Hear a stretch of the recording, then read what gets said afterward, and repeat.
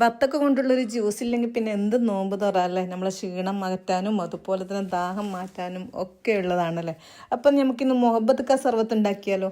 അതിന് വേണ്ടിയിട്ട് ഞാൻ ഇതുപോലെ ചെറിയ ചെറിയ കഷ്ണങ്ങളാക്കി അരിഞ്ഞെടുത്തിട്ടുണ്ട് കേട്ടോ. ഇതുപോലെ തന്നെ എടുക്കണം, എന്നാലാണ് അതിൻ്റെ ടേസ്റ്റ് ഇടുക. വലിയ വലിയ കഷ്ണങ്ങളാക്കി കഴിഞ്ഞാൽ നമ്മൾ മുഹബത്ത് ക സർവത്ത് ശരിയാവില്ല കേട്ടോ.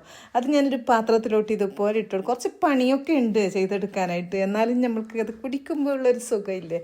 അല്ല എളുപ്പമാണ് പറയാന്ന് വെച്ചാൽ, മറ്റുള്ള ജ്യൂസ് അടിക്കുന്ന അത്ര പണിയും ഇല്ല. ഞാൻ അങ്ങനെ ഒരു ബത്തക്കയുടെ പകുതിയേ ഉള്ളൂ കേട്ടോ. അതൊക്കെ ഇതുപോലെ ആക്കി എടുത്തിട്ടുണ്ട്. ഞാൻ എല്ലാ പ്രാവശ്യവും എല്ലാ ദിവസം എന്ന് പറയുമ്പോൾ ഉണ്ടാക്കുന്നതാണ് ഇത്. ബത്തക്ക വെച്ചിട്ടുള്ള എന്തെങ്കിലും ഒരു ജ്യൂസോ കാര്യങ്ങളോ ഉണ്ടാക്കും കേട്ടോ. ഭയങ്കര ഇഷ്ടമാണ് എല്ലാവർക്കും. അതിനകത്തോട്ട് ഞാൻ കുറച്ച് തണുത്ത വെള്ളം ഒഴിച്ച് കൊടുത്തിട്ടുണ്ട്. ഐസ് ക്യൂബ് എൻ്റെ അടുത്ത് ഇല്ല, അതുകൊണ്ട് ഞാൻ വെള്ളം തണുപ്പിച്ചിട്ട് ഒഴിച്ചു കൊടുക്കുകയാണ് കേട്ടോ ചെയ്തത്. പിന്നെ നമുക്ക് ആവശ്യത്തിനുള്ള പഞ്ചസാര ഇട്ട് കൊടുക്കാം. മധുരം നോക്കിയിട്ട് ഇട്ട് കൊടുക്കുക. കാരണം ബത്തക്ക നല്ല മധുരം ഉള്ളതാണെങ്കിൽ പിന്നെ നമുക്ക് മധുരം കൂടിപ്പോകും, അപ്പോൾ അതിൻ്റെ ടേസ്റ്റൊക്കെ പോയില്ലേ, നമുക്ക് കുടിക്കാനും പറ്റില്ല. പിന്നെ വേണ്ടത് ഒരു ചെറുനാരങ്ങയുടെ പകുതിയാണ്, അതുകൂടി ഒഴിച്ചു കൊടുത്താൽ നല്ലൊരു ടേസ്റ്റാണ് കേട്ടോ.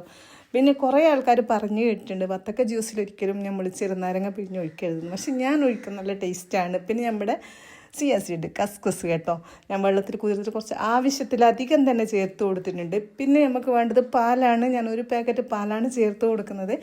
ഇനി നിങ്ങൾക്ക് കൂടുതൽ അളവ് വേണമെങ്കിൽ കൂടുതൽ പാൽ ചേർത്ത് കൊടുത്തോളൂ. ഞാനെന്തായാലും ഇവിടെ ഒരു പാക്കറ്റ് പാല് ചേർത്ത് കൊടുത്തിട്ടുള്ളൂ. പക്ഷെ നല്ല തണുപ്പ് വേണമെന്നേ ഉള്ളൂ കേട്ടോ പാലിനായാലും വെള്ളത്തിനായാലും. വെള്ളമില്ല, ഐസ് ക്യൂബ് ഉണ്ടെങ്കിൽ അത് തന്നെയാണ് നല്ലത്. പിന്നെ കളർ ഞാൻ ചേർത്ത് കൊടുത്തിട്ടില്ല എന്ന് പറഞ്ഞല്ലോ. ഇത്രയേ ഉള്ളൂ. പുതിയ വീഡിയോയുമായി കാണാം. Thanks for watching.